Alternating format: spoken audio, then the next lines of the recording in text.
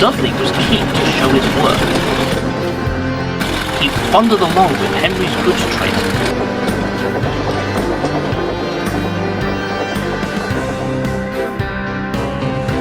and even took the flying kipper without complaints.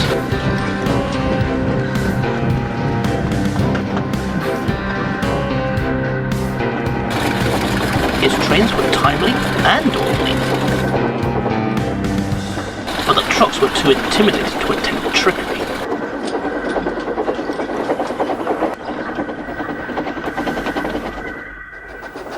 The engines were grateful for his help.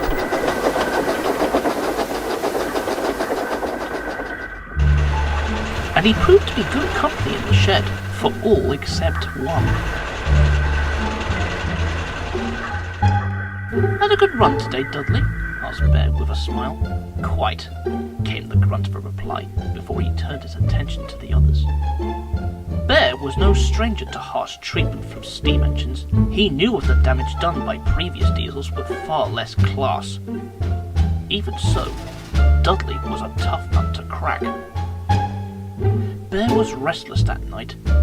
He kept thinking of how to prove himself a friendly sort. He glanced at the clock. The flying kipper would be due out soon.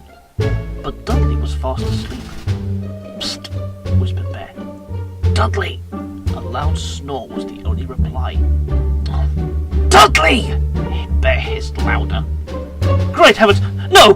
Don't take me! Calm down, soothed Bear. It's only me. Dudley scowled. You foolish diesel! You disturbed my sleep. What do you want? I wanted to wake you up, stammered Bear. The kipper is due soon. If you're too tired, I could... Don't you even suggest it, snapped Dudley. I'm more than capable. Tired, indeed. When he had steam up, Dudley snorted away.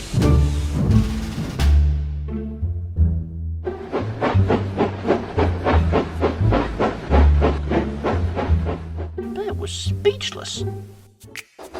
The next day, Dudley ambled to the yards.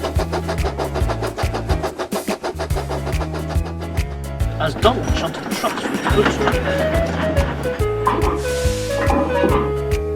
he spied a lone fuel tanker in the siding. Why is this one not on the train? Am I not stopping at the refinery today? Aye, you are, replied Donald. 40 plates on that one, though. Needs repairs before you can take it. Understandable, grateful for your help, Donald, but I'll finish things here. You have other trains to shunt, I'm sure. Aye, said Donald, but say no more then. My train, my responsibility. Suspicious, Donald puffed silently away.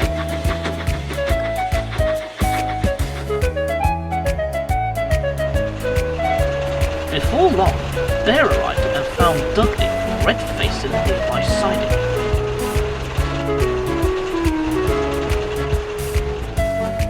I say, Bear! He called hoarsely. Are you alright? Asked Bear. No, I'm not, Dudley sighed. I'm terribly sorry for my outburst last night. You were only looking out for me. It seems I need you to look out for me again. Could you take my goods train? I'm having steaming troubles. Leave it to me, Bear smiled. Thank you ever so much, Dudley grinned. You are a good engine. You just need to fetch all the fuel tankers from the siding. Feeling much better, Bear ambled off to gather the tankers.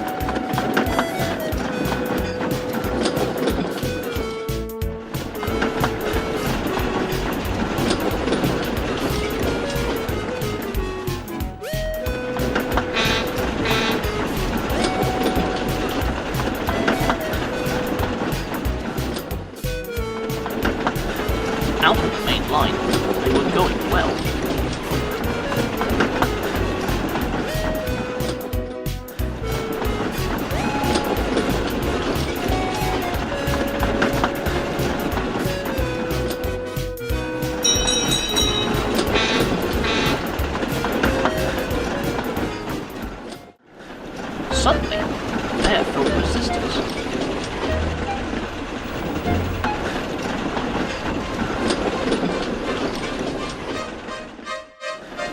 Smarten up back there, growled the trucks. No tricks today, thank you. The trucks' reply growled horrible screeching. Whoa! Whatever is happening? As they rumbled over the point, it happened.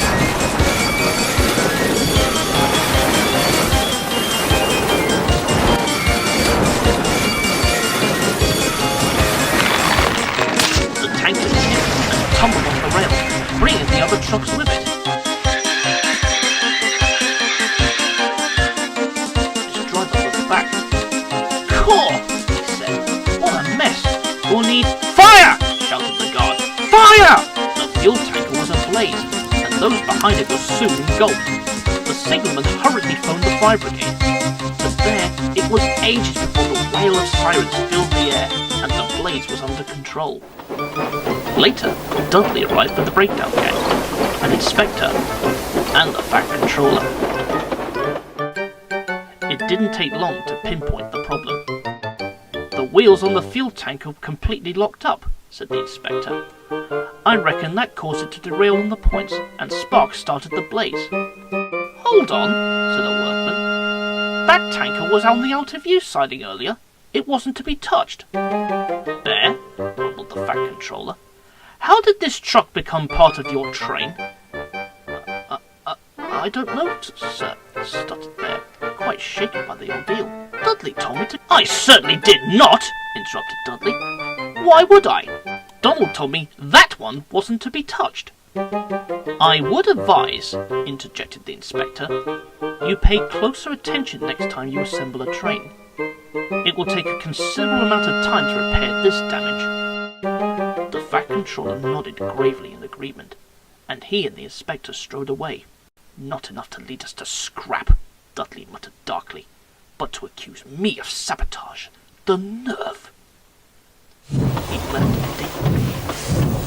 There, ashamed and confused, looked solemnly at his buffers.